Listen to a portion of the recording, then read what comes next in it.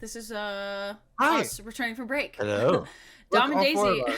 Yeah, look at us. Dom and Daisy returning from break with a quadrant setup this time for an interview with our two wonderful guests, Perry Carpenter and Mason Amadeus of the Digital Folklore Podcast. Gooey Demon, I'm literally not. I would never be high on the show. Not even once. Not even once. You'll end up looking like the RuneScape raccoon. Maybe once in the back half. Which is a joke from off camera that you all heard, right? Yeah, you all totally know what Dom's talking about. You did that last week, Daisy. I did that a lot, yeah.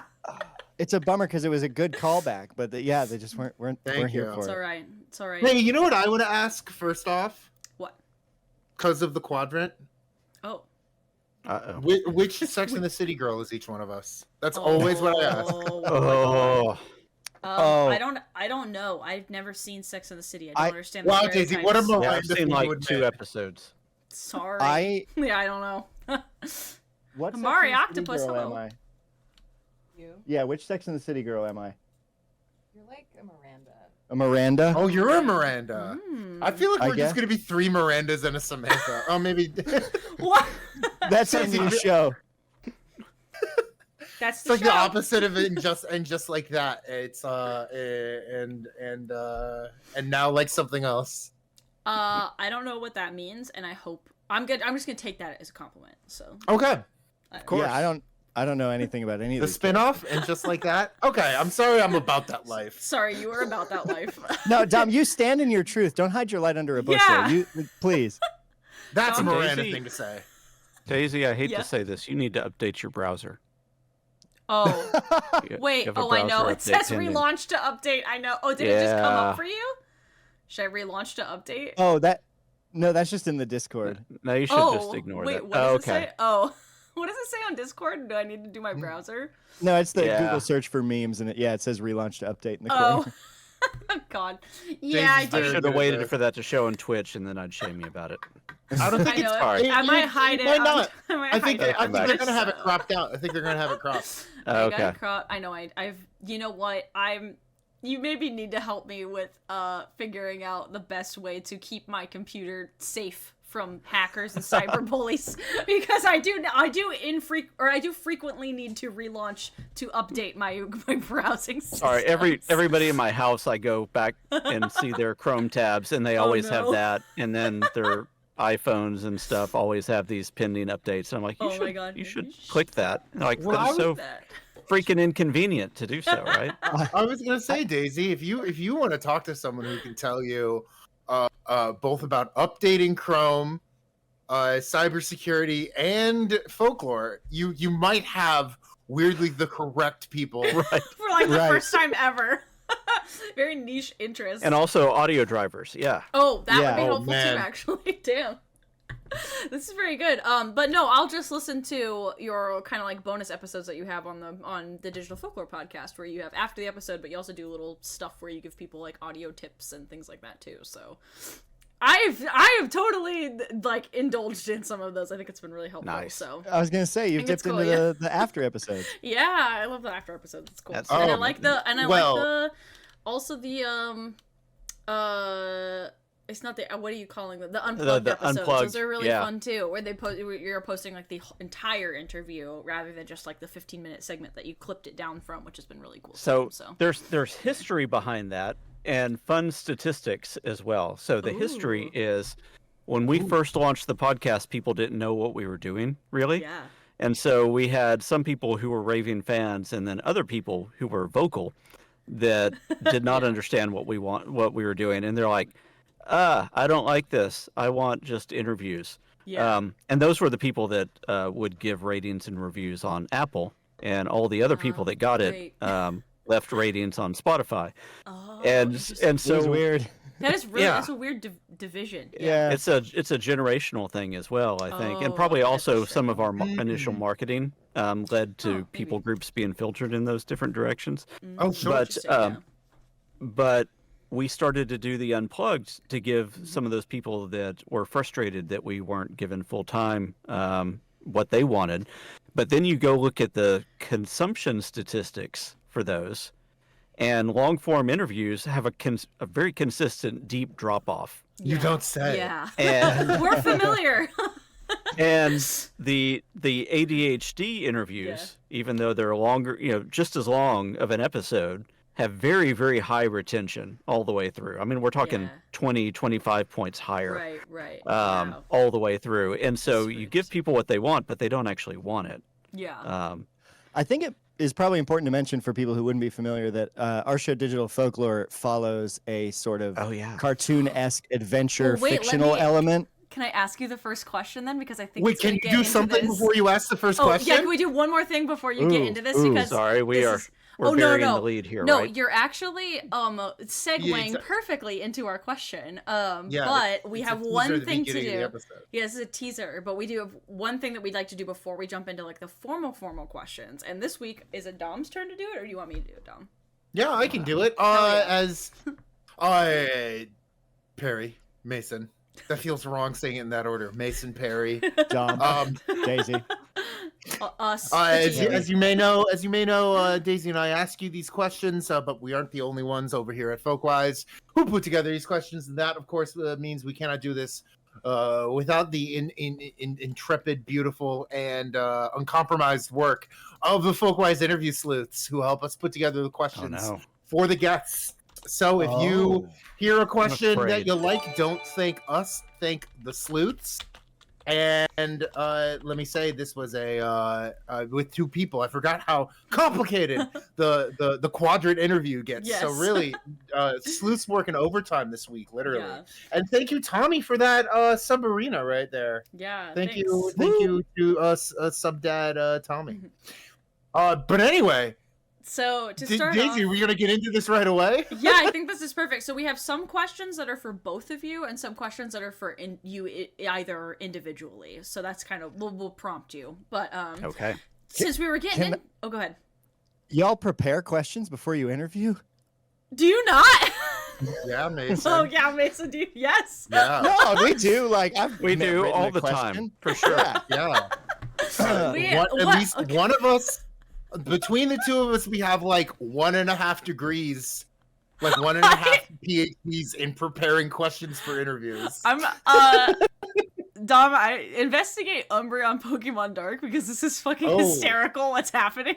Anyway, bro, what is going on here? I thought I was asking the first question. Oh damn. Okay. Oh, are you asking the first question? I thought I was asking the first question. It's purple, isn't it? Oh, for me, it's reversed. Oh, that's so what? funny. Okay, I was in dark mode and it flip-flopped our colors. Anyway, go ahead, Dom. That's weird. Yeah, get into this first question. I'm looking at We're gonna investigate you, Umbreon, Pokemon Dark. This person account created win, my friend. You're just gonna goodbye. 60 seconds. Calm down. Calm down. Oh, y'all are so fast. I didn't know what you were talking about. You are so fast. I saw it. I feel like I did it too slow. Daisy does it faster than me because they're usually mod. Yeah, I saw. Yeah, they were just like, "You're a bitch," which I think is the funniest thing, like troll thing that you can say. Anyway, it's like all of the things you could have said. Like, okay, but anyway. Hey, guess what, dumb stinky baby? Yeah. I'm like, damn, give me that shit. Baby. I love it. That's us. All right.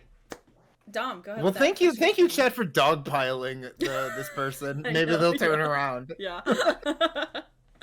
Okay, so first question, and this is for both of you, and this is actually what you were getting into just now. So, we know a lot of people who teach folklore, but we don't know a lot of people who create their own story in order to teach about folklore. So, how are the two of you conscious in the way that you storyboard, auto design, or write the overarching narrative of the Digital Folklore Podcast? Do you want to take I this, can Barry? answer the beginning of this, and you can answer the end, because you've been more intentional this season than we were last season. So beginning of it, we stumbled into it. So we designed the first episode as a project for the folklore class that I was in at Harvard Extension School. So I knew we wanted to do a podcast. I also wanted to get grounded a little bit in the discipline and have a little bit more than just what I would find on my own. I needed somebody to challenge me. And so I took that class. And then you also had a special project at the end. And so I asked if we could do episode 1 of the podcast for that. And when Mason and I decided to do a show together, we knew that sound design and story was going to be a big part of it, because that's what I liked about Mason's work.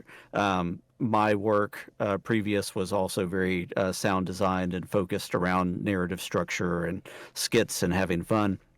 And so we built episode 1, which was about Slender Man, even though we didn't want to do one about Slender Man.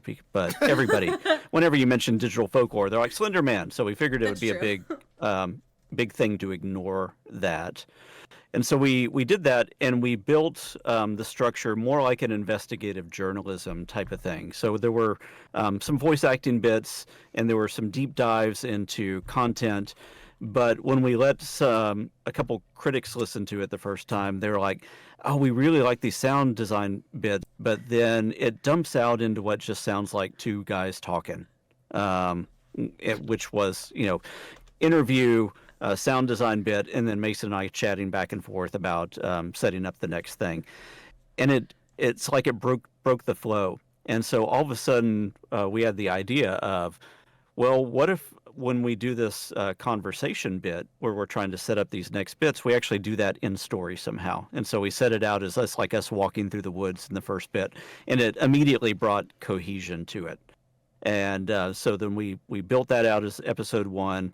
And then in episode 2, we had this idea, which has evolved into the unplugged side of things, of giving our guests a little bit more airtime, breaking out of the narrative structure, letting them really have their own voice and big chunks of the interview.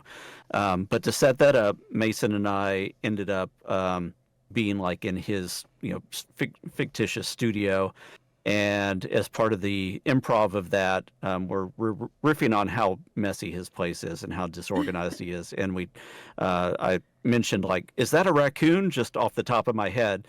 And Mason very quickly just goes, "Yes, he's Digby. He's my best friend. He also helps with editing." And so that made it to it. And then episode 3 is where we got into, I think, the pawn shop stuff.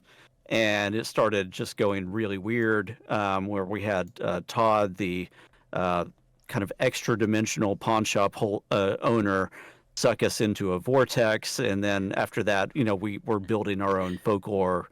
And we'd wrapped a little bit of a game mentality into it as well, and some clues that could be uncovered. And then it just grew from there. But it was all very unintentional and haphazard in the way that we put season 1 together. But there is an arc that developed out of that Mason then very intentionally worked on for season 2 that we're in now. It unfolded a bit like a D&D campaign does, where that first season was kind of like a session 0 where you're throwing all these things at the wall and you're like, I don't super know what's going to happen. And then when it came time for session 2 or season 2, I spent most of the season break just reading on writing, because have not been a writer. I've done a lot of theater, I've done a lot of improv, and that sort of thing. And so then for season 2, I was like, okay, let's come up with some cool ideas and some flow that ties in the topics we want to cover with the story. But then time is funny in that it doesn't ever sort of like me, or any of us. And so at the moment we're kind of not ahead in production. So the episode that comes out on Monday, I'm making right now. But it also, that has been a boon in some ways, because we're able to adapt the narrative if a guest we had planned shifts, or let's focus on this topic because this is interesting. But I had written out a whole outline of just the narrative bits, and then we filled it in with which guests and then topics and refined from there. But it's been weird because it's not an audio drama and it's not an interview podcast. It's somewhere in between those two, and it's interesting to figure out how to make that kind of thing work. I do have to talk about one of the fun bits back in season 1 when we were doing a lot more of the game elements in that we literally saw how conspiracy theories start to form, because we would throw out a clue. And by definition, when you have a clue, you also have an information vacuum. And filling that information vacuum and that curiosity gap came lots of things where we had people in our Discord saying that they went through, because my name happens to be Perry and Mason's name happens to be Mason, people who went through titles and content from all the seasons of the old Perry Mason, looking to try to see if there's a correlation for something that we laid down. We had interesting pictures. Dom was convinced that either Mason's last name was not Amadeus or that you somehow planned this together. That's funny. Nope, that is pure happenstance. Wow, that's so cool. Amadeus is my middle name. Yeah, you know who told me that? The Sleuths. Yeah, we did figure that out. Oh, actually. wait, really? The Sleuths did figure that out. That actually, it was your sorry, anyway. Did you get my last name? Yeah. No, well... we did. For the cybersecurity folks, that's called OSINT, open source. No, I've already forgotten. It was more of the revelation that Amadeus was legal middle name, and I was like, I told you, Daisy. I jumped out of my chair. That's so funny. Yeah, we can tell you how we found it. I don't want to give you away on accident, right? But we can tell you how we found it. Anyway, sorry, I didn't mean to interrupt you. I just was thinking like we totally were like, what the heck? Okay, so people in your Discord... didn't want to interrupt. You just wanted to let me know I've been doxxed. That's respectable. Yeah, right. Sleuths. Sleuth. Perry, you were saying in Discord people were like looking up. Yeah, the Easter eggs. And I think that's I mean that was the crux of it, is that people in Discord were going through and assuming that everything that we did had some extra bit of meaning, and spending hours. Like, again, going through old Perry Mason episodes and the Carpenter's records and everything that you could think of, trying to find some correlation to some of the various things that we did. And if you go on our Discord and scroll through the speculation channel, you'll see tons of weird connections that people were putting together. Honestly, we've not been as intentional this season on filling out the game aspect, but there will be some payoffs as we get closer to the end. Hell yeah, I'm very much looking forward to that, and I think you discovered something that like we like on our show too, which is that emergent folklore. I mean, that's the fun part of folklore. It's like, yes, we can talk about all these things, but we're also making it together at the same time. And you found such a fun way to do that, both by structuring your own narrative, but also like letting people indulge in the Discord about like what could be, like who knows, like, you know, like those are the really fun things that people I think latch onto, because it's about the community that you get to create too, and that's super cool. Oh, I have a question for Mason real quick. Oh gosh, what is your favorite between season 1 and season 2, so everything in our corpus so far? What's your favorite scene? Oh man, that's tricky, because there was one line that I wrote, and I feel kind of icky saying that I was laughing at like something I wrote, but it was really late and I wrote it, and it just was making me laugh every time I would scroll past it. And it's when Digby says, "Thank you, fellow human clown." I love that. Thank you, fellow human clown. I love that. That just came out of my fingers, and I was like, what the hell is that? And then I left it. And background on that, that's when we had Ben Radford dressed as a creepy clown as an announcer in front of this deprogramming headquarters that we were taking Digby to. Yeah. I think that's probably my fave. Can I share my favorite moment? Yes. Yes. When you found Daisy in their gamer hovel. In my gamer hovel? That was I was like, oh yeah, those are just sound effects? Yeah, don't worry about it. It was very fun. For that scene, I had just gotten a sound design plugin that I was using, but it came tied in with a library of sounds, and a bunch of them were like sci-fi weapons. And I was like, I don't know what use I'll have for these, but cool. And then I was putting your scene together. I was like, oh, what if I just used every single one of these just in a row? That's awesome. So I literally just shift clicked like 8 of them and dropped them into a track, and then did it again, and then offset them and timed them. Oh, that's so awesome. Yeah. My favorite so far is the hook-handed guy riding on top of the van. Oh my god, yes. And then getting run over at the end. Mandor hand hook car door. You've invented a new one.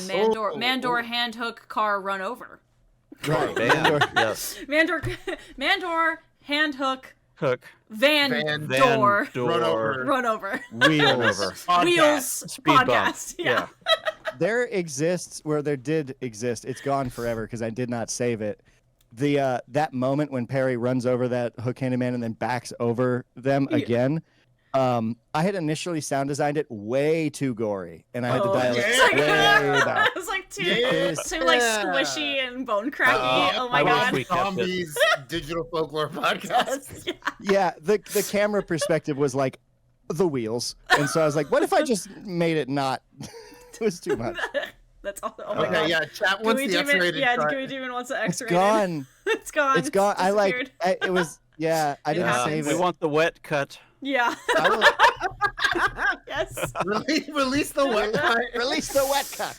Oh my gosh. Well, we got some other questions we could get to, and I think Dom's got this next one also. Yeah, I'll ask the next one, and this is for Perry specifically. And you mentioned that you were taking a folklore class, but people may know or may have pieced together that you are a published cybersecurity expert, several books to your name, very knowledgeable on the topic, podcast about that other than the Digital Folklore Podcast, etc. So I guess my big question, and we were talking about this, we know lots of people from the S, the E, and the M in STEM who have come to folklore, but you might be the only person from the T that we know to come to folklore. And I guess our question is, representing the team, my man.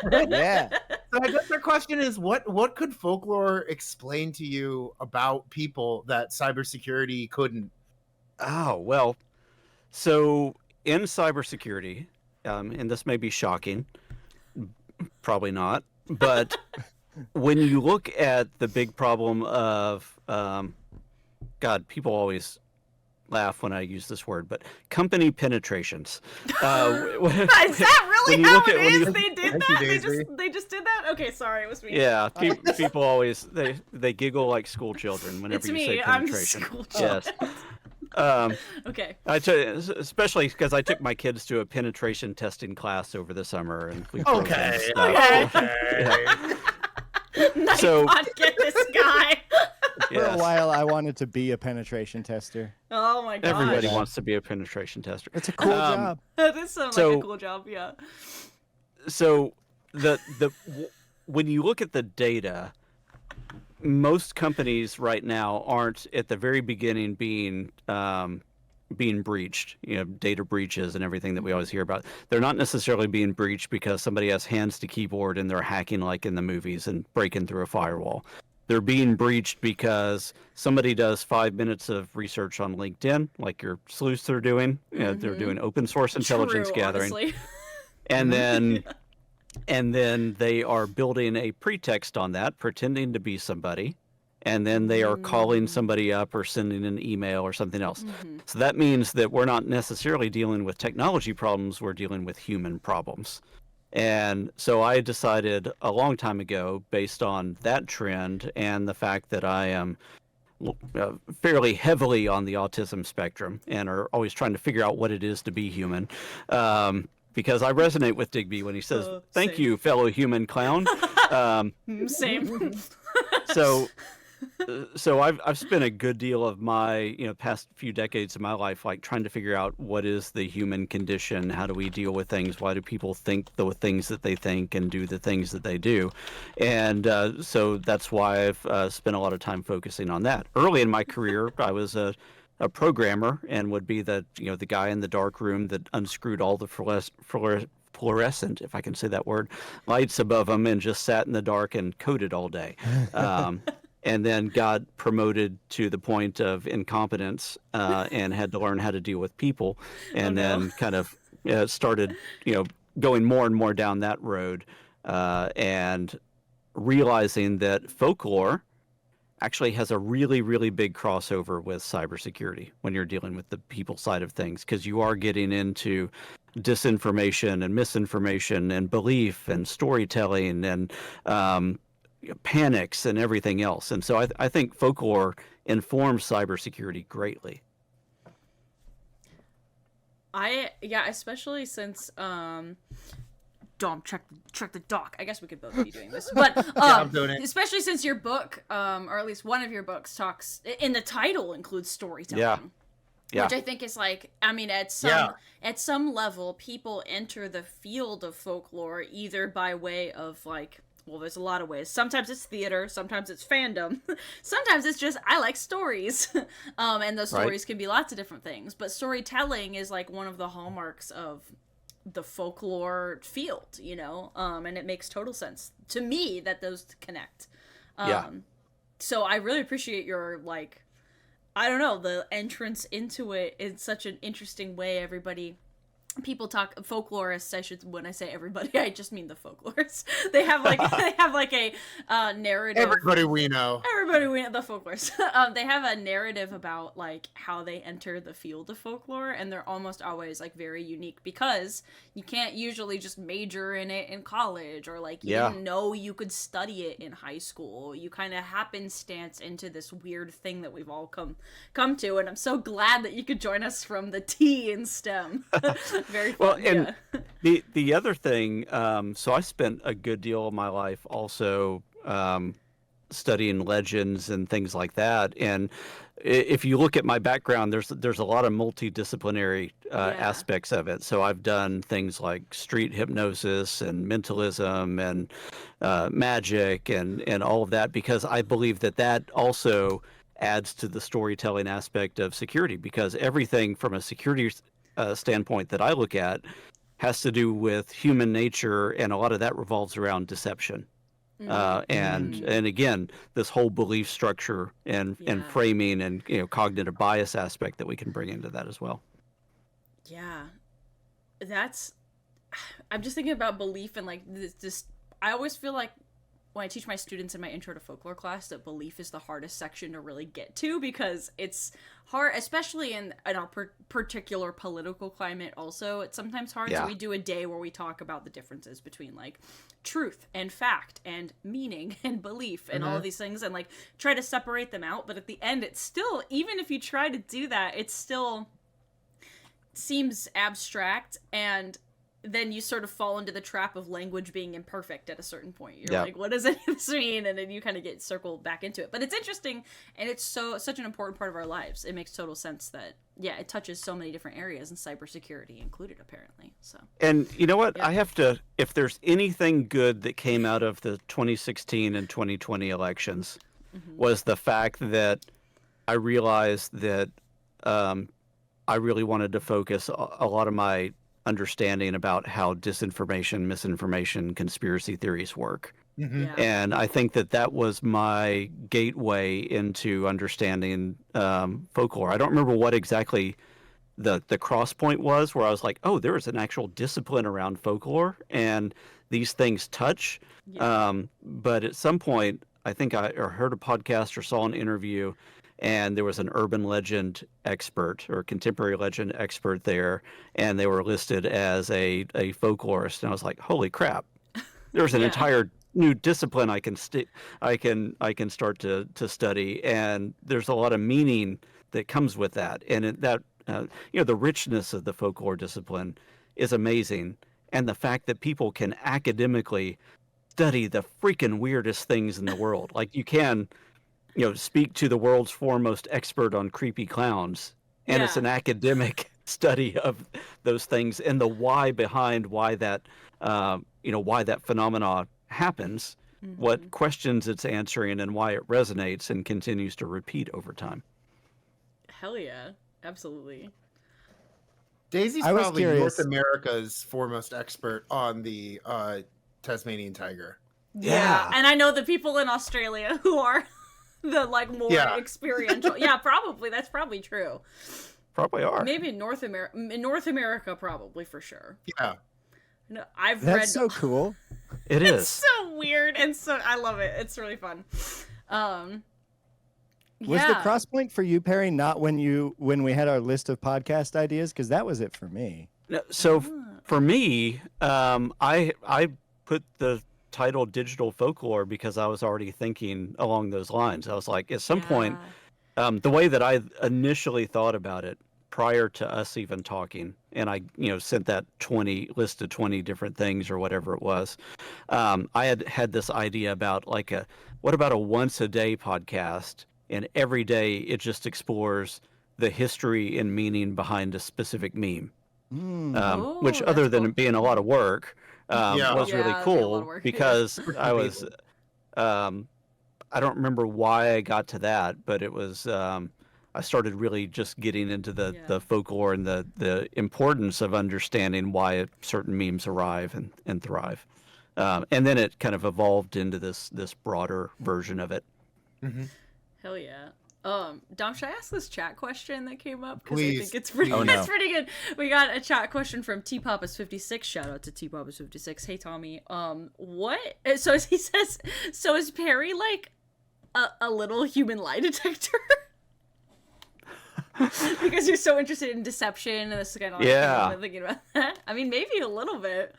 Yeah, well, I've done a whole bunch of study on that. I would not say that I'm a human lie detector, but on stage I have played that part before, and have done a lot of mentalism routines around that. That's awesome. So, yeah. I would say, Perry, you'd be someone who'd be very hard to play two truths and a lie with because your career has been so wild. Oh, yeah. Oh, probably.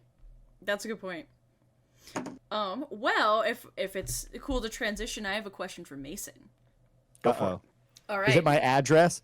It's not your address. We did not find that. Although we're getting closer. I'm moving in December, so good luck. All right. Mason, what are some of the discrete ways that Destination Imagination prepared you for a career in content creation? Okay, why is it with Perry, it's like, Perry, why are you so cool? And with me, it's like, why did you do this thing in high school? No, this is sounding like if you've ever seen like the Hot Ones interviews where he just brings out some kind of deep cut reference. Oh my God, we love Sean Evans. Thank you so much. This is just like that. Sean Evans is my hero. He's a great interviewer. He's my dream guest. Okay, but this was us thinking about like we did watch a handful of YouTube videos that you may have created about eyes. Anyway, so did you like that one? I thought that was really cool. Daisy was cracking up. I was like, oh damn, this is like you don't know about this, but I have a thing about vision. Anyway, the Enlightenment. Okay, well, it's not really my thing. It's some other scholar's thing, and the interpretation's my thing. Anyway, so yes, what are some of the discrete ways Destination Imagination prepared you for a career in content creation? So, there's one thing that I often think about as like the biggest revelation of my life, and it happened because of DI. But I think it's worth saying that for anyone who's not aware, Destination Imagination is this program that is global that usually operates with school-age kids, and it gets really interesting, particularly around high school, where it is a team-based competitive problem-solving championship. And there's like several different disciplines inside of it. So there's like 7 different challenges that you do. I was always on the structure team, which is you have to build a structure out of whatever limited materials are in the challenge. So one year it was like newspaper and glue, nothing else, and has to support the most weight. And you also have to make a play about it. Okay. It feels very complex. It feels Waldorfy, but it's not Waldorfy. It feels like frog fractions. Yeah, it's a bit like frog fractions, but the thing that it taught me that changed my entire life was that you don't need to know how to do something before you can just start doing it. Because I think I was always obsessed with like, I have to do this the right way. I have to learn this to start. It re-engaged the part of my brain that when you're a kid that's like, let me just play. Like that had disengaged at some point, and I felt like I needed to understand things to do them. And then that let me learn so many more things. So like, oh, I can just make videos. I can just Google video editor, find it, figure it out. I can make a hat out of newspaper again or whatever. Yeah. So that was the biggest thing for me to take away from DI. But it meant so much to me that I actually have a tattoo on my wrist that of the logo, which has changed now since Disney bought the company, which is a whole different thing. But I got it there because I was working a job that required me to wear long sleeve shirts, and I hated it, and I was really pretty miserable. And I wanted something that would remind me to try and find a creative solution to whatever problems I had. And so I got that there to sort of peek out of my shirt sleeve while I was working and be a little reminder like that to think like DI. Oh my God, that's awesome. Yeah, it's hard to put into words what it is because it sounds simple, but the vibe of it, the culture of it, the collaborative nature, it was really impactful for me. That's awesome. Great sleuthing. For my joking earlier, I was fully joking. Your sleuths are incredible. we may or may not have library access. That may or may not be relevant to that question. Daisy, don't give the game away. Anyway. Well, I have another question for both of you that you like almost kind of got to, but I think this will be a fun way to bring it all together. But we want to know what you two were doing in the dark digital woods that led you to each other. In other words, what is the meet cute of the Digital Folklore Podcast? In fiction or in reality? I mean, you could do both, but it might be helpful to label which one's which. That's true. In fiction, I don't actually know. I don't think we haven't explored it. Yeah, we need to do a flashback episode. Flashback episode. Oh my where God. we're both babies and we meet like in a schoolyard. Oh my God, that would be awesome. Have you guys done like a myth episode? Your myth? Oh my God, creation myth. Yeah, because it makes us the flashback to the beginning of time when you guys met. Anyway. Yeah. What a great idea. Oh my God, something like that. It's yours. It's yours. Take it. Yeah. Oh, really quick? Yeah. Whiteboard desk, best investment. Yeah. Todd can go back in time and try to mess with us actually meeting. Yeah. Oh, that could be fun. That could be fun. Oh, yeah. I'm putting that under this note too. Do it. Okay. So in real life, should I start that, Mason? Go for it. And then you can pick it up. It's Yeah, labeled. so in real life, we were with Mason's podcast, PodCube, and my podcast, Eighth Layer Insights, my old one. We were part of a kind of a podcast community where a lot of people were. There was a podcast called Good Morning Podcasters, or I think it was called Podcasting Sucks before that. And it was a daily show, and you could work with the guy, Tanner Campbell, who was running that at the time.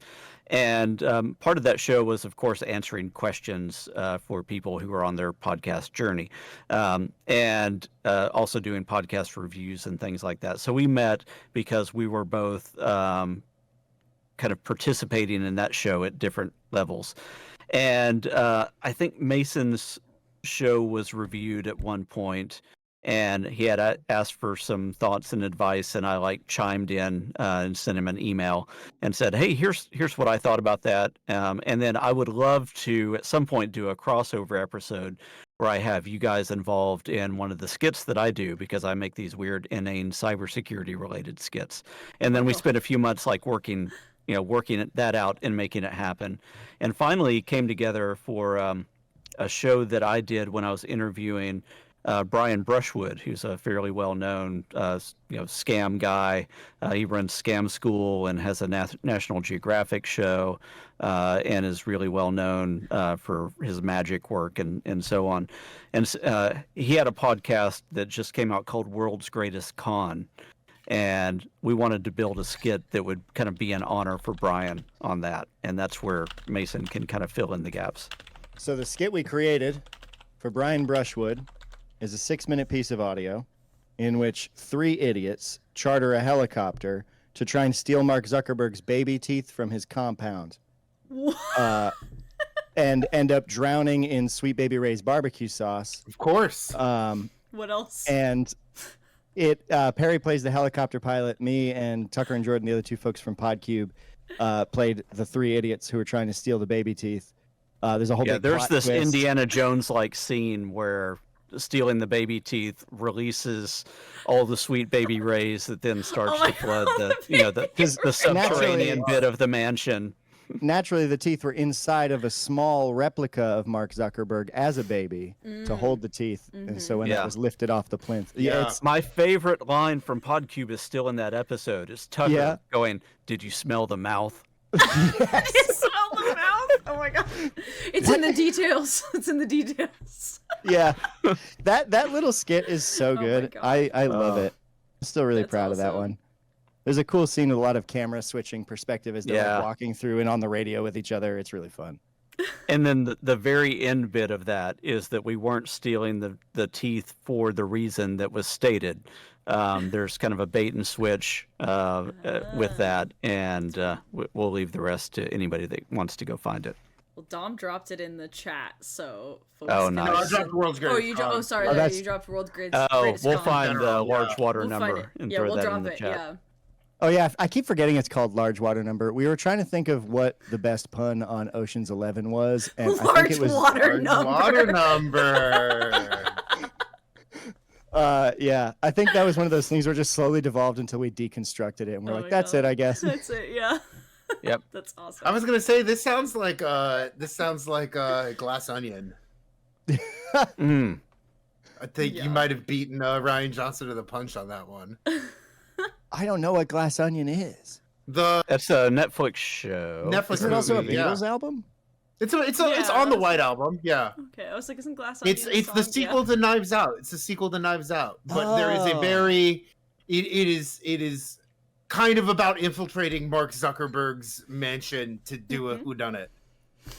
Is it really? Edward Norton plays a Mark Zuckerberg with the serial numbers filed off. But it is, I think that's fair to say. Okay, I have not seen Glass Onion yet. I just saw the first one. Oh yeah, Knives Out. Yeah. One. Yeah, it is. I think I liked it more. I liked him about the same, but I think I liked the mystery in Knives Out more, but the jokes in Glass Onion more. Yeah.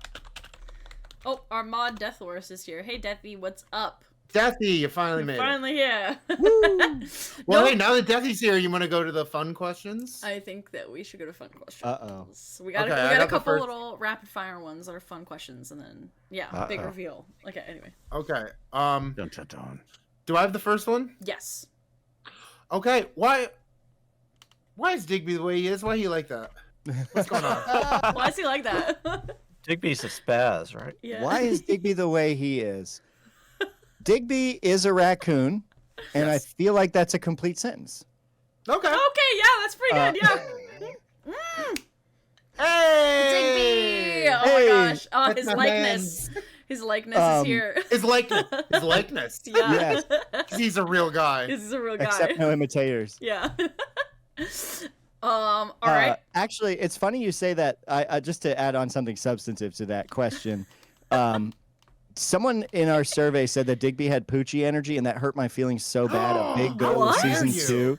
Yeah, but they weren't wrong. In that it was the end of season 1 when we first gave Digby his voice. And he was under duress, and so he's very So through all of season 2, I've been like, I need to make Digby more sympathetic, fleshed out. What would a 4-year-old as a raccoon be? Like what all the lack of impulse control and also the internet in his brain, which is totally exactly what he's like in real life. So yeah. From when I was on the show, and he actually said that he loved you you the last episode too, which was really sweet. Yeah. Yeah. That was another iconic Perry ad lib. That one. Yeah. That's really good. Hell yeah. It was there. Yeah. It was great. That moment hit. I forgot you did that, so when I was putting the episode together, it made me laugh again. Oh gosh. Hell yeah. I got another question for both of you. If you could take a class from anybody who you've hosted on the Digital Folklore Podcast, what class would you take and who would teach it? Christmas. What a question. Christmas. Who would teach Christmas? Who would teach Christmas? Oh, sorry. Christina, maybe? Christina. I don't know when that slipped in as a swear replacement into my personal lexicon. You're like, what are you, ex-Mormon or something? Yeah. Golly, gee willikers. As long as you, the real telltale is if you're ex-mo is if you say fetch instead of fuck, but. Really? Yeah. This is someone who studied at Utah State. Utah lore. That's how you know. Okay. So it'd be like, hey, why don't you go fetch yourself? Go fetch yourself. Yep. Wow. Might be a little old-fashioned, but for the non-Mormons, wow, Mason, yes. why don't you just have a mixed soda instead of a coffee now? Yeah. Oh my God. Yeah. A what? Anyway. A mixed soda? We gotta talk about dirty sodas another time. Anyway, dirty soda. It's a Utah thing. Okay. Oh no. It's okay. Are you going to Iskler this year? Yes. Well, don't worry. I got you. Figure out what the dates I got are. you. It's summer sometime. I don't know what the dates are. I know, but I travel so much for other work that I'm trying to protect the time. It's at my alma mater, so I gotta be there. What's the dirty soda? Swig. Swig. You gotta go get Mason. We gotta go swig. We gotta go get a swig. Okay. Anyway. Mason, it is at Utah State. It's at my alma mater and this if you can do it, you have to go with us. Yes. Oh, I you have would to be love so to. fun. Yeah. If it's in the U.S., that's totally more doable. It's in the 'cause US. Last time was in the U.K. They alternate every year, Sheffield. right? Yeah. Yeah, yes. I couldn't afford to go this All right, year, Mason, but maybe you later. answer first because Okay, I'm yes, afraid go of for it. offending all of our previous guests. Oh my god. Oh. No, they Obvious answer right out the gate. I'll just they're Lynn McNeil because Lynn McNeil is Lynn McNeil is Lynn McNeil. Yeah. Ad nauseum. Daisy's former advisor, yeah. I've taken classes with her. I can tell you what they're like. It's just like hanging out with her. Yeah. Oh, so they rule. So they rule. Yeah. Only it's a little more directed. Yeah. It's a little more directed, depending on whatever the topic is. but- We felt like we struck gold when we finally got a response from Lynn and she agreed You to did be on the show. strangle. She's not a man, she's we- notoriously not great at email. So Uh-huh. Well, we badgered her oh, good. to She likes death. She wants I that sent for pictures emails, of yeah. me holding her Raccoon her. books. Oh, that's awesome. I did the same with Andrew Peck. Oh yeah, also And- notoriously hard to get a hold of. But also Yeah, he has good luck twins. with He's that. got twins though, so He yeah. just had twins, yeah. Yeah. And Trevor Blank, we did that with Trevor, though we've not been able to schedule I've Trevor been yet. to one That's to a fair. conference Good- with good Trevor. Luck. Good luck. With Trevor J. Blank Oh. the Tank. Yeah. Yeah. But yeah, Lynn was in getting her in season 1. I think was a big win for us. We were super humbled, and she gave us so much time too. Oh, that's awesome. What class would you take from her? Is that me still? Either it's of still you Perry. or yeah. Whoever. Yeah, if 'Cause if so I Mason take a said class from Lynn, yeah. anyone, I want to take a class on contemporary legends and Yeah. trace Be a great. lot of the themes and origin stories for as many of them as I can. Jan Brunvin's son teaches computer science at Oh, Utah really? State. No way! Yeah. I did not know Yeah. that. That's Wow. really cool. He wrote a That's chapter. That's folklore one of- QT.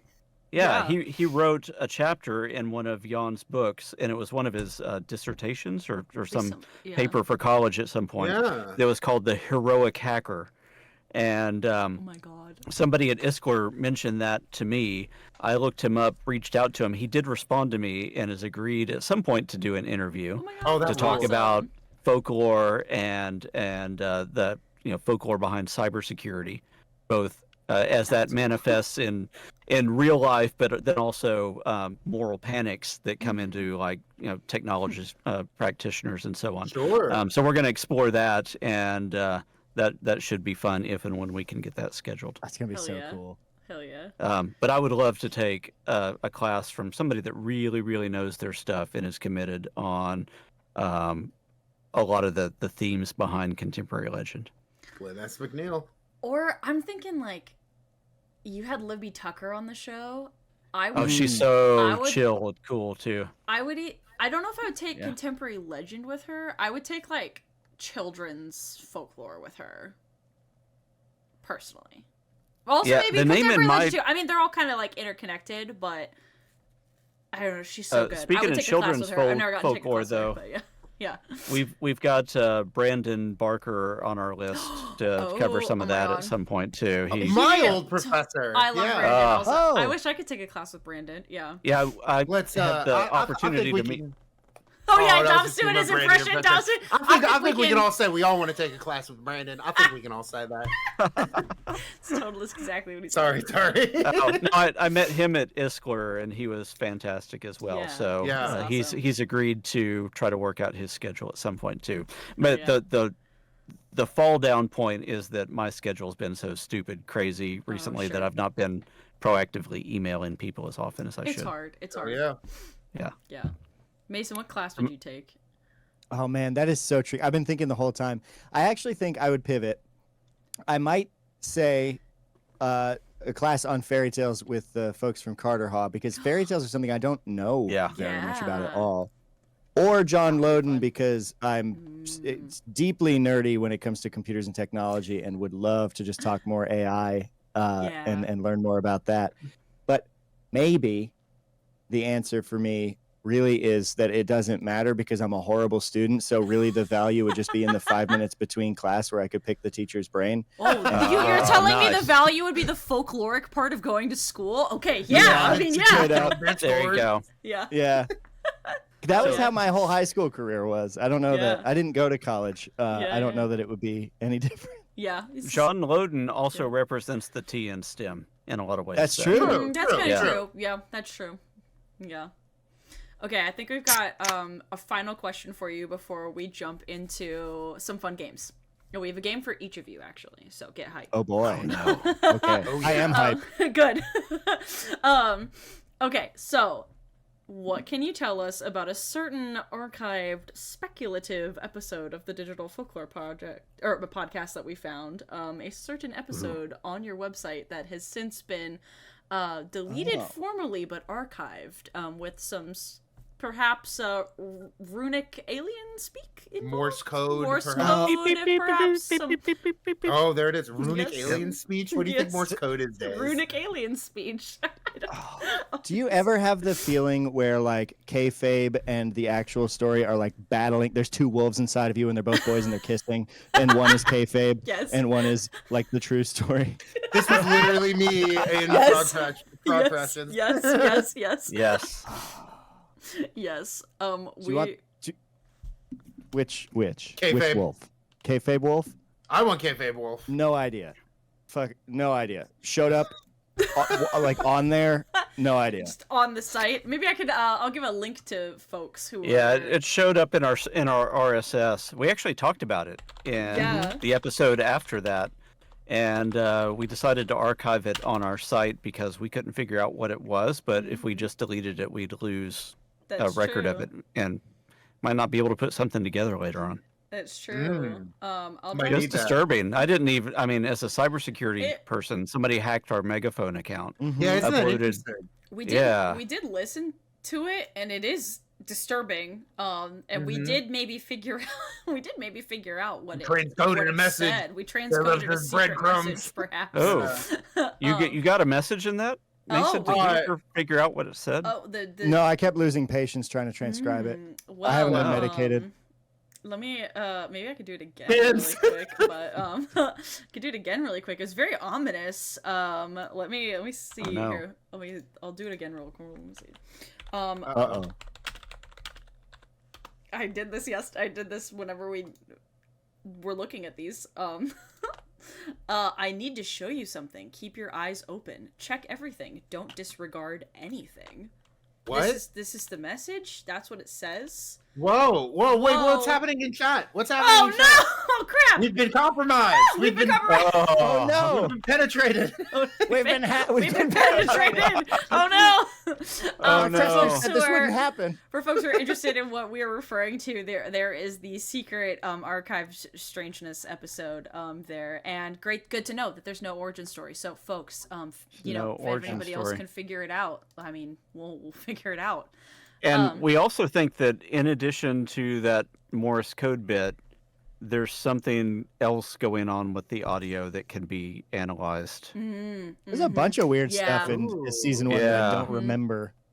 Interesting. Yeah, a lot of that blurs together. But there's multiple levels of stuff that seems to be in this, but we've just not had time to figure it out. Totally fair. I mean, Digby on his own is just a freaking handful. Are you saying he's done his own research? He's doing his own research. Oh, we should give this to Digby whenever we get him back. Ooh, he'd be perfect to set loose on it. Yeah, that's true. He might figure some connections out. Who knows? I think maybe the first thing we give to Digby when he comes back is maybe not a computer task, given the thing he's been struggling with. Maybe a cookie. Yeah, maybe that. Maybe a grape. Yeah.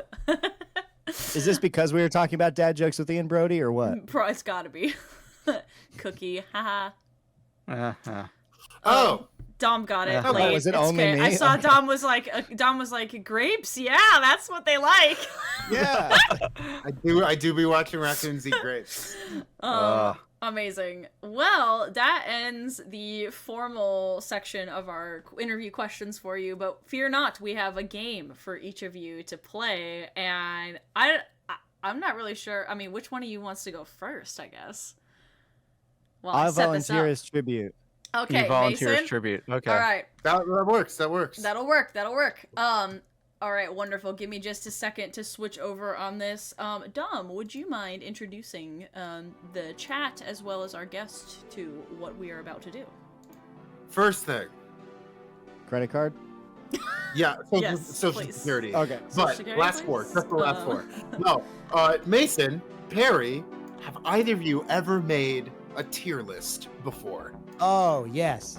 So you have Perry, I tier have list? not. I have not. Wonderful. Well, hey, Mason, do you want to explain tier lists? Yeah, Perry, it's super easy. Basically, you have a category of thing, and there are things in that category, and you rank them based And on... you just stack rank them. Yeah. Stack rank them, horizontal Yeah. and vertical. So it's like the upper left is the top. It goes on like the Japanese video game ranking system where S is a grade above 100 and D is barely passing. Oh, is that what S is? Yeah. Yeah. I did not know that. Like Yeah. superior. It's like superior. Yeah. Yeah. Like super, all that jazz. And Tier lists come from originally from fighting games as a way to rank character choices, but on Okay. Twitch a lot of people use them to just rank things in everyday life, to the point where Mason knew them as a way to rank things in everyday life. And folklorists love talking about how people organize everyday life. Oh, God. So we have a first tier list for Mason. Ooh. Okay, let me pull this up over here. So Yeah, on chat. Discord, I have shared screen to you. And hopefully the people can see here that we have curated an all-time best raccoons tier list for you. Dom really is more of the expert in this particular subject. Thank you. But we figured why not go with both fictional and real life examples of just all-star raccoons that we could come up with. So take it away. So right out the gate, I want to say something controversial and say that Digby is an A. Yeah. A So tier Digby doesn't go to S? S though. I will see if anything ends up in S, but okay. as Digby's your Digby, buddy. like direct supervisor, yeah, we're friends. I love Digby deeply. There is You room just for wish Digby improvement. could be more. Yeah. You could see I agree. more. Okay. He's eaten more equipment than is like anywhere near reasonable. Probably true. Very fair. Well, I mean, but to be fair, so have you. Yeah, but the difference is, Perry, that you pay me. that's fair. That's fair. I pay Digby, Yeah, Okay. true. and I'm not in this tier ranking. Some kind of Mercifully. trickle down economics there. Yeah. Economics, yeah. Okay. All right. Dom, on our list. Yeah, you want to Who's just go left to next? right for the rest of the list? Yeah. Just want me to name them We've off, got their Mason? names. I know that they're a little bit hard to see, so we have the names. We can like tell you which ones they are. Okay, I don't know 1 and 2. I got you. Let's Don't go. worry, So we got you. number one, that's OG. That's Ranger Rick. This is Ranger Wow. Rick Ranger Rick from from Highlights Magazine's features, children's media, and the like. Oh. He's got a little hat. That's the only clothes he's got. I don't know if He's that leaving. He means- loves garbage, but he's leaving no trace. Yeah, Oh, has he ever tweeted anything problematic? probably not. Oh, I don't know. I bet not. Oh, I was Okay. gonna say, he's Is he gonna milkshake Doc? Are we about to Yeah, discover? I don't wanna about- know. he's born in the 50s and lives in the woods. I don't know. Oh shit! Actually, true. Fuck, maybe. Oh. Yeah, Somebody he might look not up be the Ranger- most culturally sensitive raccoon. Somebody look up Ranger Rick's Twitter account right now. Somebody do this. Well. I want to start a war between Ranger Rick's Twitter account and Wendy's Twitter Oh account. my god! Yes. You don't want that smoke. Wendy's has hitters. Yeah. Who's Yep. hitters? Oh my gosh. Oh my god. Bet he had someone go back and scrub his account for him, says Death Lorist. Probably. The one I recognize on this list is Sly Cooper. I think Were you putting? Where do you want to put Sly Cooper? Yeah. massive fan of Sly Cooper. The games are not optimized well enough to. Well, Sure. it's not that they're not optimized. They don't emulate well on PC, which hurts my heart a little bit.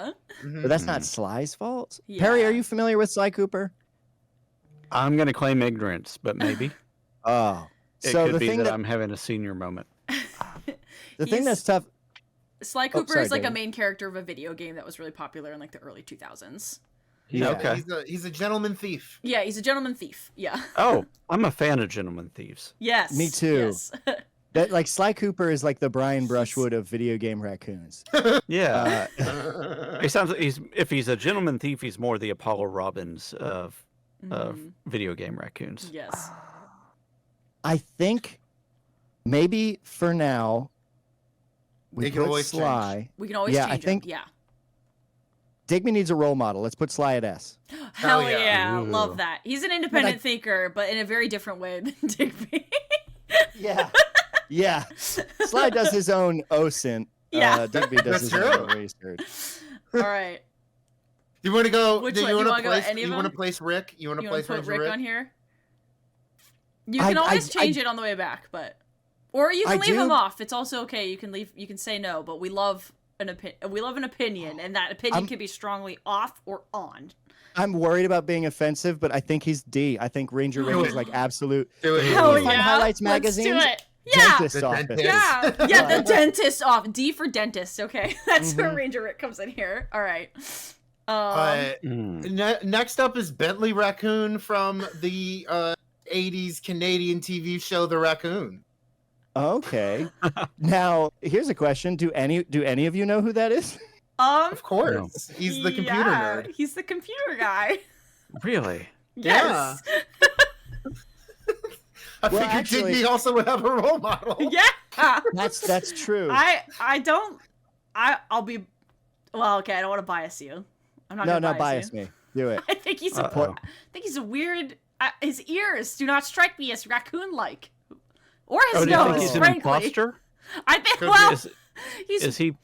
is he a penetration tester? Oh, There- he might take over their be. networks? He might be a That- penetration honestly, tester. That would be something he would do. Yeah, His he's like ears seem to be- like an otter in a raccoon yeah, costume. he's kind of Oh, yeah. weird. Yeah. His ears are testing if they can penetrate through his weird haircut.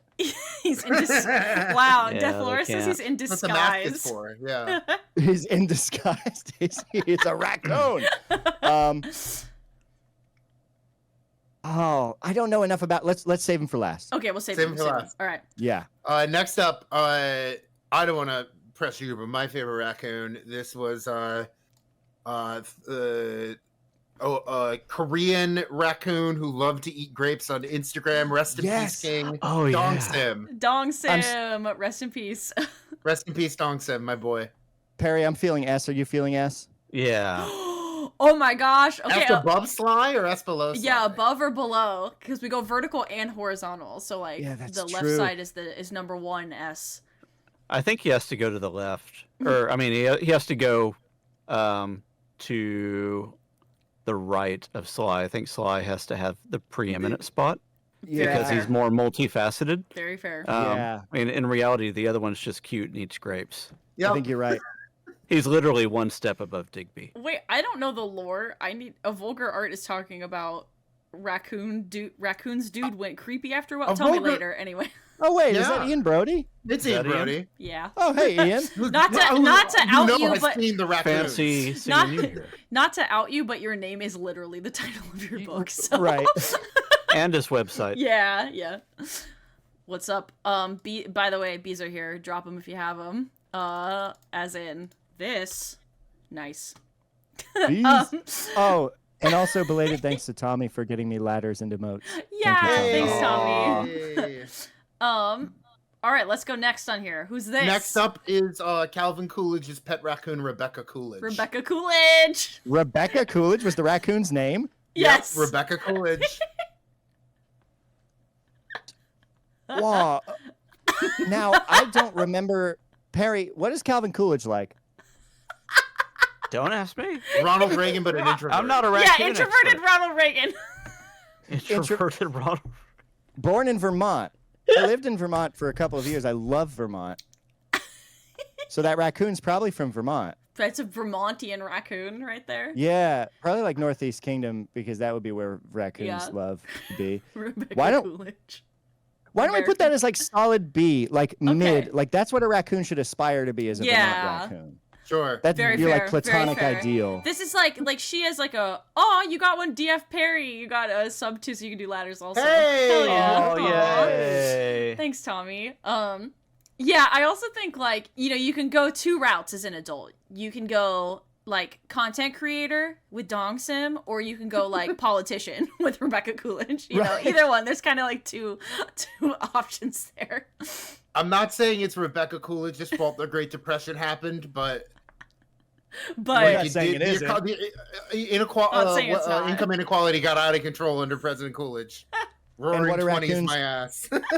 Yeah, and raccoons are like hoarders, and they like collect up things, right? Yeah, I think she was secretly his advisor, but Yeah, she's a Vermont raccoon, so you can't put her lower than B. yeah. She's the like platonic ideal of a raccoon for sure. Next two are both animated raccoons. So next up is Rigby from Regular Show. Now, I want to make something very clear, and it's that I've never watched Regular Show, and Digby is a reference to something else. Wow, that's really funny because way. Rigby Digby is like. I was positive it was a reference to Rigby. Straight up thought that wasn't guy's name sure, was but- Max until just now. So. That's really funny. It's Rigby Raccoon. So Digby actually refers to a penguin, right? Digby is a reference to a penguin from one of the first podcasts I ever did called Alabaster's Haberdashery, which is set in a hat shop in the 1850s, and some guy drops off a penguin. Oh yeah, Whoa, that's awesome. It was a fun show. You've watched this, haven't you, Perry? No. Have you ever I've seen not Regular watched this. Show? It's sort of, it's like I would say like teen, but really kind of like young adult sort of comedy style show I'd say it's between kind him of and like the bird. like kid-friendly Clerks, but they're all animals. Yeah, Oh, okay. yeah. Yeah. Well, what about this? What if this is kind of a gut check for me and Perry? Daisy and Dom, you two, where would you put Rigby? Ooh. Given the Oh. spectrum we've created here. Between Digby and Dongstem. Yeah, Dom's very biased on this. I'm a little less biased, perhaps, but I'd say top of A over, so you have Rigby and Digby next to each other. I would say top. I would probably say top or bottom of A. I think Rigby's a very funny character. I think he's probably one of the better known public-facing raccoons that's an animated figure. Chat loves Rigby. Yeah. Chat seems to really like. Yeah, Shep loves regular show. Chat likes regular shows, so I don't know. I think top of A then. Okay. That seemed to be the common ground, right? Yeah, Okay, I think what are the Digby two and homies? Rigby could hang out together. There could be a crossover episode, is what I guess I'm saying. Yeah. All right, up next. And Rigby yeah. just gets the higher slot because of eminence, right? I think so, sure, yeah. sure. No, nothing personal, Diggs. She's just Yeah. famous. He's more famous. Sorry, dude. Yeah. Next up is Miko from Pocahontas. Ooh. One of the There's first a lot of- animated raccoons I ever saw besides Rick down there in the. I don't know if he's fucking ever detour. animated. Yeah. Yeah. Rick. There's just so many obvious problems with that movie as a That's whole true. that are That's not true. the raccoon's True. fault. Yeah, It's it's not not the his raccoon. fault, Raccoon though. is just Not the pulling raccoon. faces. Yeah. Yeah. You don't want to cancel the raccoon just because Yeah. there's issues with Because the Mel, broader yeah, narrative. because of Mel Gibson. Yeah. In that movie. Yeah. Right. But He is a particularly helpful character in this, as opposed to more of a trickster. yeah, you're right. He's a C then. He's a little more. Yeah, he's a little more of the. You're saying C Animal. for being not enough of a chaos agent? Well, yeah, because like, what is a helpful raccoon? Yeah, that's what's going on with the bottom of the tier list. Honestly, They're all true. helpful guys. Oh, True. dang. Yeah, they're too Yeah. helpful. So agents of chaos float to the top. That's Okay. right. All Anything helpful to the community outside of raccoons, so broader humanity, Okay. helpfulness is not going to rank high. Yeah, like not to get too deep into it because I don't think there's anywhere good it could go if we went too deep. But like, if a raccoon is too helpful, they are not serving sort of the essence of what makes a raccoon. That's the in no my true mind. raccoon fallacy. They're not. Yeah, it improving is. Greater You're right. raccoonhood. Mm-hmm. Okay. Mm-hmm. All right, Okay. we got three Daisy, in you the got end. this We next already one. This is Bandito, the wonderful Beanie Baby that perhaps some of you may have owned before. Ooh. One of the better Beanie Babies. One of the better Beanie Babies. Bandito the raccoon. Perry, I've been talking a lot. I feel like this Yeah, has got to Perry, go you on got you. it. Yeah, I what do you think- think? I think just because it's completely inanimate, it has to be at an A. because it. Fair. Okay, I like this. I did not expect that, but I somehow ended up agreeing with it. What chain of logic are you? No, what? look at A tier. Look, the Look at A A, tier. the A, they're all inanimate. Okay. I mean, I love he it. can't cause any harm, Yeah, other two he are and he cannot hurt. can't bring any good. Though That's What's up? the other two are explicitly animate. They are animate. Death Laura said Bandito broke a window at my house during a Beanie Baby war. Oh, That's pretty okay. chaotic. Man, you Move him to B. probably qualify for veterans benefits, Death Loris. The Great Beanie Oh. Baby War. And speaking of raccoons who are veterans, Yeah, up the next. last one here is Rocket Raccoon. Oh, Rocket Oh. Raccoon. Oh, Rocket has a really sad backstory. He really does. Mm. Also I fairly wept. similar to some of Digby's yeah. stuff. That's true. I also Uh, haven't seen the movie. This is from. So a fun fact about me is I've seen maybe 6 movies and 3 TV shows like ever. I just haven't. I love them, but I just haven't seen anything. So I don't know who Rocket Raccoon is. I know he's from Guardians of the Galaxy. Yeah. Yeah. That's right. He's He Bradley talks- Cooper doing a New York accent. The And way if that you- my whole body tensed as I said the name of that movie, as I was like, I'm gonna say this wrong. Guardians of the uh, Galaxy. I think the Guardians movies hands down is the best Yeah. series within Marvel. And if you think of what Digby went through in the couple weeks that he was with Dr. Schfinkel, Yeah. multiply that by 1,000. Yeah, for by, Rocket Yeah. Raccoon's how many backstory. years for Rocket with the High Evolutionary? Yeah. So why don't we go just one up from the dead center of this spectrum and go to the left of B? Okay, get Because, Rebecca. like- Rebecca, top of B. You're saying for Yeah, because That's bold. I feel like that's a step up from the middle of the road raccoon, which is Rebecca. She's- Rocket has made theaters of people cry. I That's true. wept. That's true. It was like every time Rocket was on screen, I was like, get ready to cry again. Yeah, this last movie with him in it was a tearjerker. It was. Then should Rocket be higher? I think Yes, Rocket should be Perry, higher. where I would you think- put Rocket? Yeah. I would put Rocket.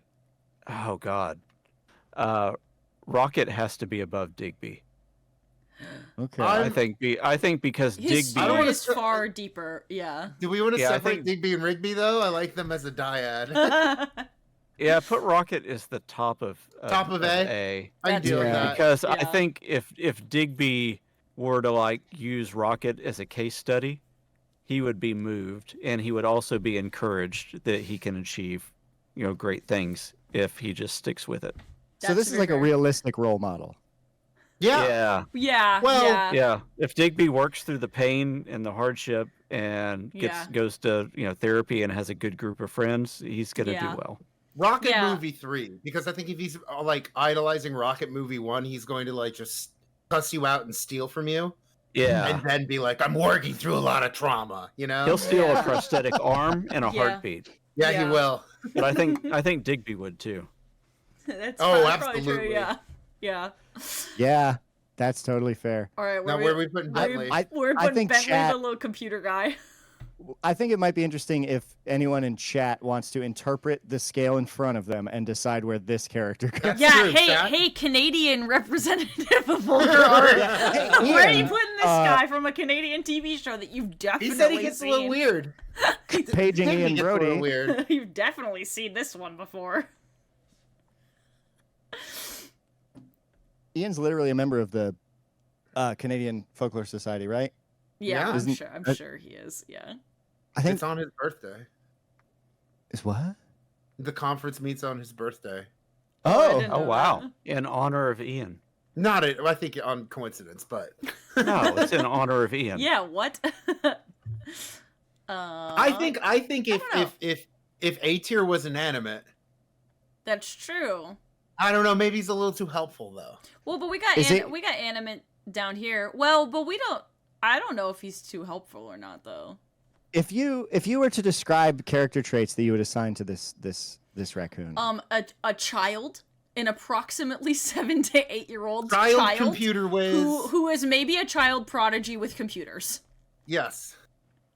Oh, And Hard you to do say, 80s, there's a- 80s style hacking, whatever that means. Hard to say. There's a hot raccoon. Why pick the weeb one? That's what Ian's contribution was. Ian, everything will be explained shortly. Don't worry. Ian, don't worry. Okay. To the left of the one from Pocahontas. To the top of C, left of Miko. Like that. How does I'm that cool feel with to it. y'all? I That think looks that great. fits great. This looks Yeah? great. Yeah. Okay. I'm I like- ambivalent. I like the complexity that you have here in the tier list. I like the top. We love a top-heavy tier list, and we love a strong opinion. So it's there. It is. Take that, Ranger Rick. I feel Yeah. like Sly Cooper beating Ranger Rick is everything I wanted this tier list to be. Yeah. Sly Cooper and Dongsim team up Wonderful. to screw over Ranger Rick. Oh my gosh. Well, wonderful, Mason. Thank you for filling out this tier list. Wow. Dom, do you have? I mean, we kind of have been saying our sort of summarizing of this one. I think with this momentum, we got to go right to I Perry's. think we gotta go right to Perry's. Okay. I'm so scared at this point. Don't be scared. It's perfect. I'm so I scared. forgot this was mine. I was like, this is Yeah. a group project. Don't worry. We have another one. Yeah. Okay. Oh my god. Why Yeah, is you can jump in on why this is too, then. Mordecai not S?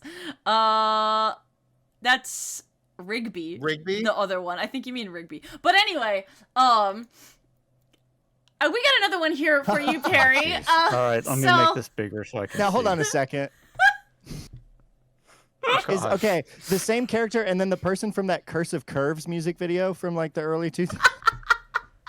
Well, as you can see, one of these might be Bentley Raccoon from the Raccoons. Mhm. Who happens to also be one of the all-time best fictional hackers that we totally created. Yeah. This is Ian Brody's Oh, heritage. God. This is Ian Brody's heritage God. as a raccoon hacker, so he is well transitioned to this tier list as much as he was for Mason's. We could Oh, not believe man. that we actually found a raccoon that was also a hacker.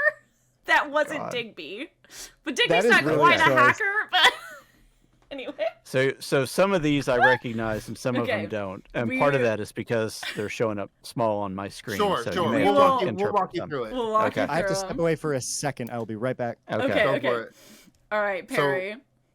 So this starts off. I don't know if you want to Yeah, start off there's- with Bentley Raccoon No, from the I'm Raccoon. gonna come back to Bentley. We'll come back to Bentley. Okay, let's go to Elizabeth Salander from The Girl with the Dragon Tattoo. Oh, yeah. Okay, I didn't recognize that. It looks like the This is the Robert Smith from The Cure for a second. I Kinda mean, does a little six to bit. one, 6 to 1, half dozen of the other. Let's put that. I don't want to accidentally be misogynist, but I'm also seeing Well- Neo and I will. and Elliot from iRobot here. We did. There. Well, some of the.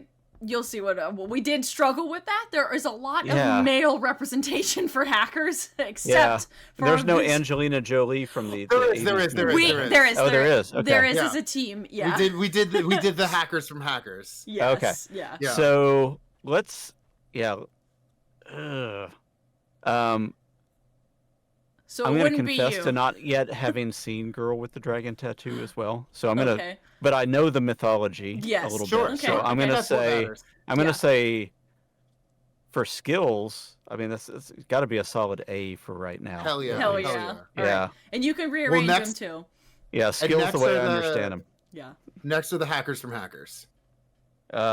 We couldn't choose. I We mean, felt the, like it was the a unit. depiction So. in Hackers It's- from that- a realism standpoint That's what it was like in the horrible. 90s, right? No? Oh, Yeah. it wasn't like that. Oh, I really thought that was like. Wow. I No, thought you I have, was like, gonna the get like guy- spirals. You have like the guy holding the portable keyboard typing with one hand the whole time, right? Yeah, no.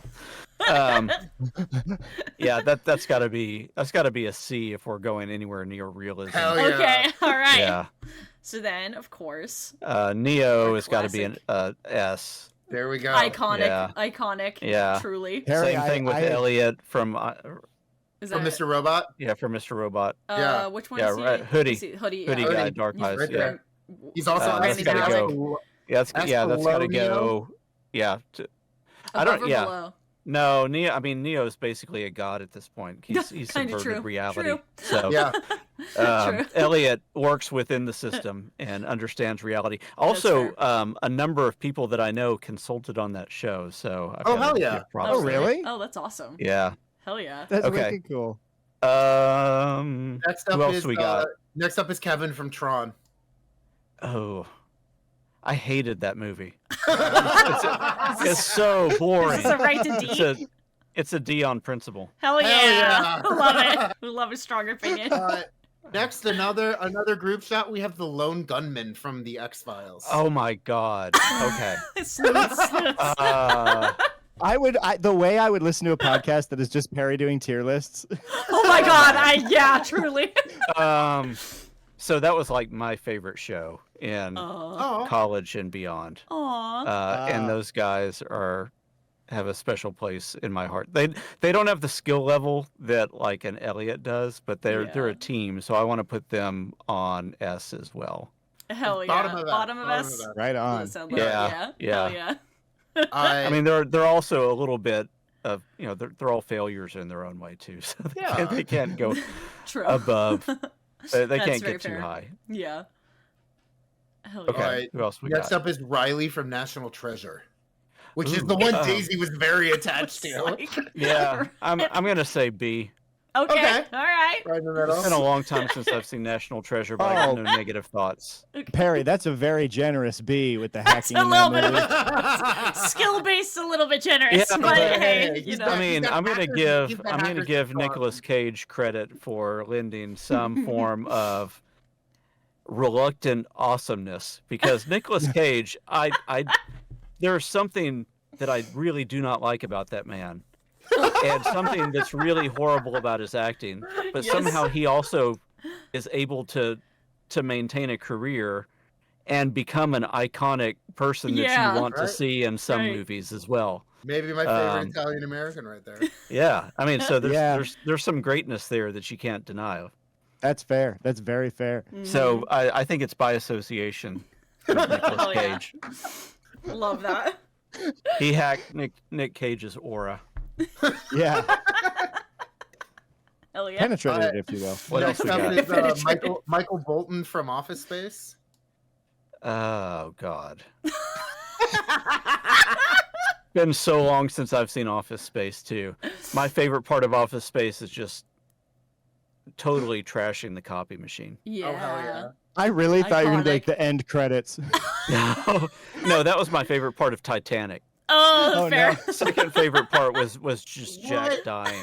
I love the chase sequence through the flooding underbelly of the ship. No, so the story with Titanic for me though, it's a 3-hour movie. Yeah. I was in the middle row of the theater and had drank the biggest Coke that I could drink. Oh boy! And so for the last hour, I have to pee like a madman. Oh no! And there's no way gracefully to get out. And there's just all water everywhere. And you're just sitting there like, this movie's gotta freaking end soon, right? Oh my God, die! So it's the part with the rose on the door, and I'm just like, die, end it, die. He's got the jokes while he's dying. I love Yeah. that. It was the worst. I'm with you. And James Cameron is not the best human either. Okay. Fair. Okay. Fair. That made me so sad to find out. Yeah. Yeah. Oh no! What would he do? Well, I don't know. there's a lot of stuff with like wives. Oh treatment of yes, wives. yes. Yeah. But then also, I knew one of the, I guess it was the primary body double for Kate Winslet on set. And she said that he was making jokes and bad comments about Kate's weight the entire time. He'd call her Kate weighs a lot. I do remember hearing about this. Come on.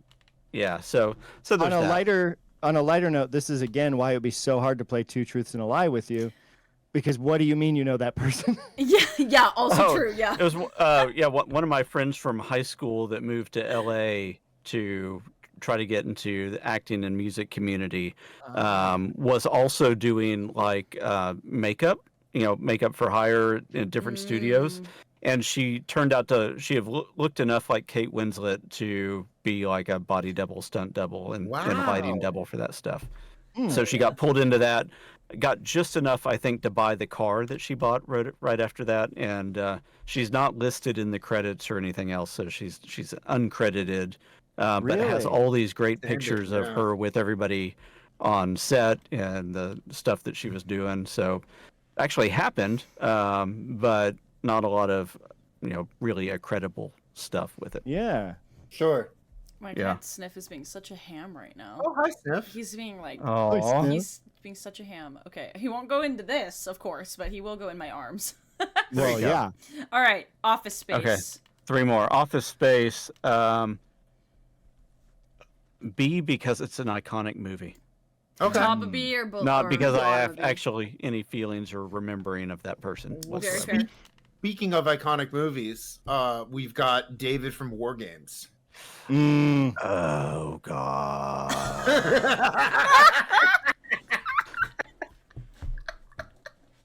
Yes, we shall play a game. Yeah. It's fractions. It's fractions. All right. We can't do It's that. only We can't. It's all fractions all the way down. What's the common denominator? Fractions. Fractions. Oh, jeez. Common denominator. Thank you, Daisy. I'm so sorry. Okay. Here, So we're going to have to restack some stuff. Okay. Put That's him fine. where the lone gunmen are. Okay. And take the lone gunman down to, Like that? top of A. Okay. There we go. Because he did avert a global nuclear war. That's true. That's a good point. Good point. So, and the lone gunman did. I mean, they did similar stuff, but he did it years before, right? He did it on like a 1400 baud modem that he had to plug into a cradle. Oh my gosh. No, less than 1400 baud if you had to plug your phone into a cradle. That's like sub 300 baud modem. And he did that just after like changing grades in his school. So he went from juvenile delinquent to juvenile delinquent that potentially started a war to juvenile delinquent that saved the world. Yeah. So Hell yeah. So there's that. So now you're Cartoon Raccoon. Who happens? Canada. Who I will Perry. say was specifically on a list of not only famous raccoons, but we looked through it and to see if there were famous any raccoon hackers. for any hackers He's in got a this. list of hackers and a list of raccoons. So He's a I've child never heard prodigy. of this raccoon. He's a child prodigy. I don't think The he stopped only the nuclear saving war, grace, Yeah. the only saving grace for this raccoon that I know of is that he's Canadian, and that all the Canadians that I know are pretty cool. The way you said your cartoon raccoon as though the words tasted bad. Now, your Canadian cartoon raccoon, Yes. I think at least deserves a spot in B. Okay. All right. All right. Bottom of B. Yeah, bottom Probably, of B. Oh, you because made enough. I have no personal familiarity with this raccoon, Wow. other than the fact that he's, like a 7 or 8 year old hacker from Canada that's also a raccoon. Perry speaks And the is- truth, the vulgar art And said. is not the snappiest of dressers. No, Vulgar no. agreed. He's, Vulgar agreed. he's truly just in the most Because basic mom polo. dresses him poorly. Yeah. I mean, I guess he's overcoming hardship at home. Oh my God. Does like Elliot Anderson dress well? You know what I mean? No, but he's Who's been dressed well pulled on this list? into. Neo, that's it. Oh, Elizabeth. Oh, the hackers. They look Oh, great. man. Yeah, I mean, Neo has some fashion sense. I'm like, Yeah, Neo's got style. damn, I know. I'm trying to put this together, and like my first instinct wanted to be Jeez. like, who has better lights? Like on a scale from like Neo, on Yeah. a scale of the Matrix to Tron, who has better lights? No, Who's- that's wrong. We got to find a better one. Okay, I think we're good. I'm done. I love it. We're out of here. This is final. This feels right to me. What It about looks you, Mason? great. It Any looks major great. disagreements? I just want to see the S tier as a crossover movie. Oh my God, Ooh. all of That them would be so together. cool. Yeah. That'd be Wait, what does that wild. look like? Oh yeah, and the other crossover is Sly Cooper and Dong Sim. Oh yeah, here look. It'd be Yeah. like Sly Cooper and Dong Sim together. They're fighting great. They're fighting They're and they throwing get grapes Cooper, at Sly throwing Yeah. beanie babies at each other. yeah they get Sly Cooper has Yes. to go to Korea to steal a grape, and guess who's beating him to the vault? Yes. Yep. Oh my That big God. owl thing. Very wonderful. I love these. That is the end formally of our interview with you two. Thank you for being our duo of podcasting and folklore worlds, like fame, I guess. Whatever fame we have amongst folklorists, very small.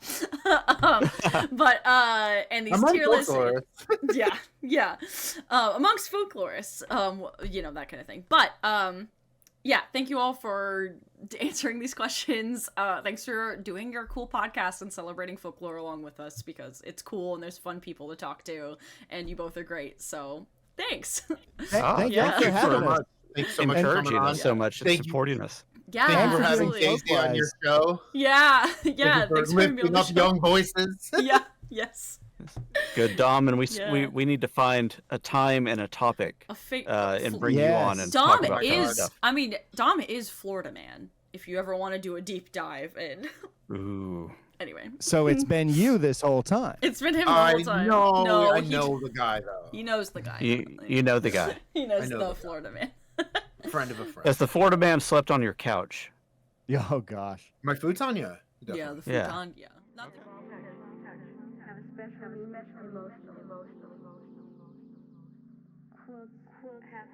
on many levels. Making quotes helped me to get a sense of my own space, sense of finding my way, sense of really working my way out of the labyrinth.